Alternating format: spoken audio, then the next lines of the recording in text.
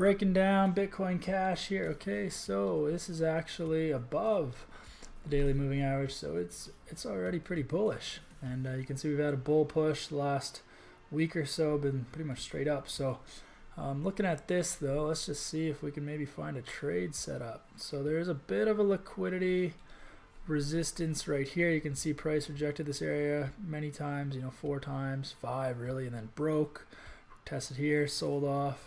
It's now testing again and has sold off. So this is obviously right now the price to break, about 265, break and hold above that.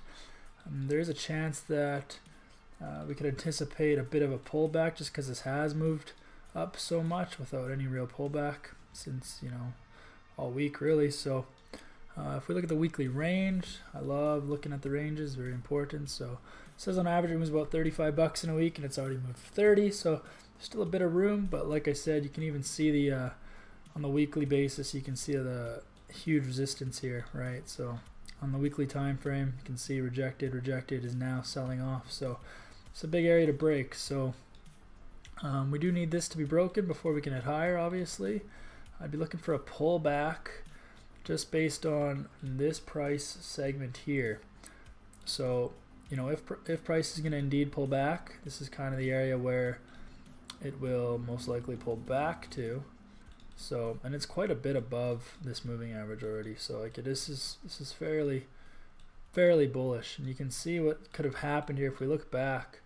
Had this massive push upwards, and realistically just came down to the 618, and so this is a normal retrace of this big this big bull move here. This is all that happened was a well, possibly, we don't know exactly yet, but this could just have been a pullback to the 618 in order to head higher. So if we look at a 127 extension of Bitcoin Cash here, there is a very good chance that price is headed to all the way up here to 390. So we'll leave this here. We'll keep that in mind.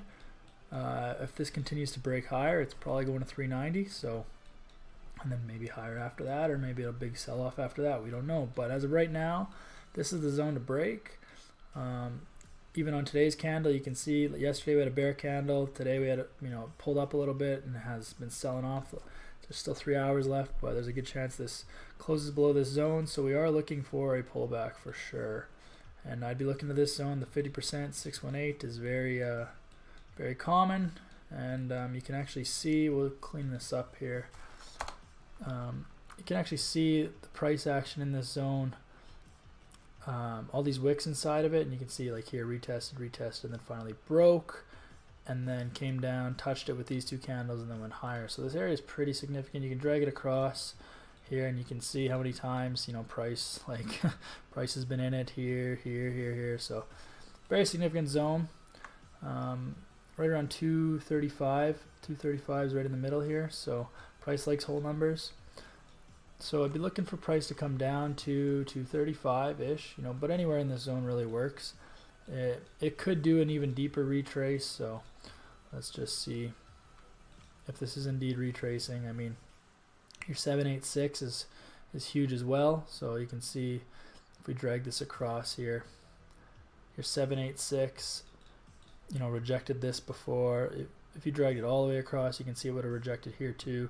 So your 786 is pretty significant here as well, so keep that in mind. But as long as we have price come down into this area between 238 and 230, then as long as price hits this area and starts getting bought up, you start seeing higher highs, higher lows on the lower time frames, and you see that bull structure resetting in once price hits this area, then we're probably good to go for another long position. So I want to look at see where this 4-hour moving average is.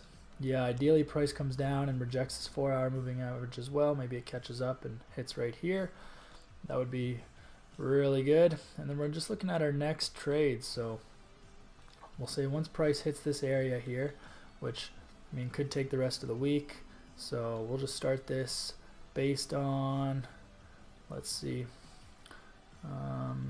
Yeah, this is Sunday. So we'll say that this trade's going to start on Sunday, if price makes it into this area.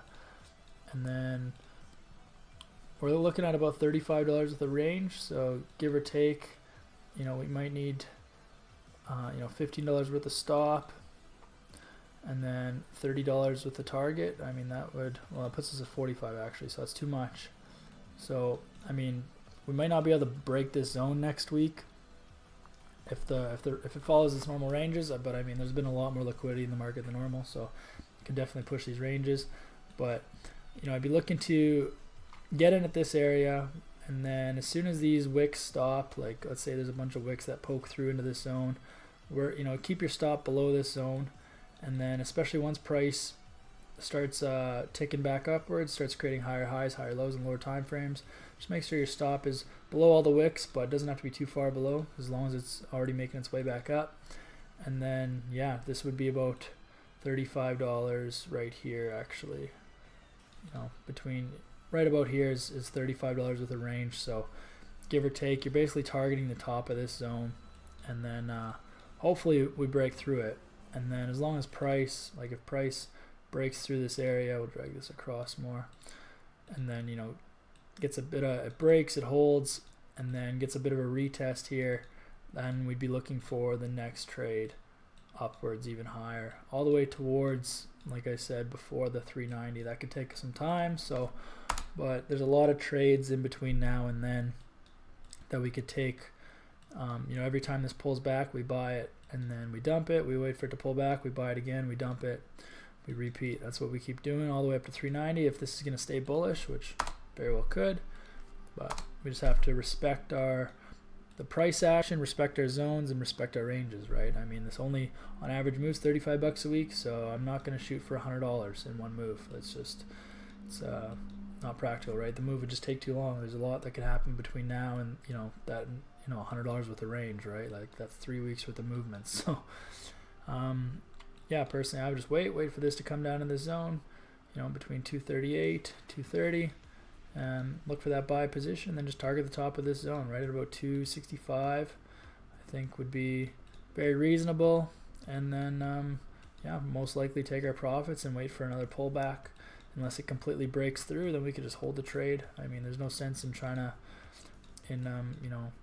closing your position if you have all the momentum and it's still going. It's only if it starts wicking, and selling off at the top of this zone here, then you would take your profits. So that is my take on Bitcoin Cash. Let me know what you guys think in the comments, and I'll see you in the next one.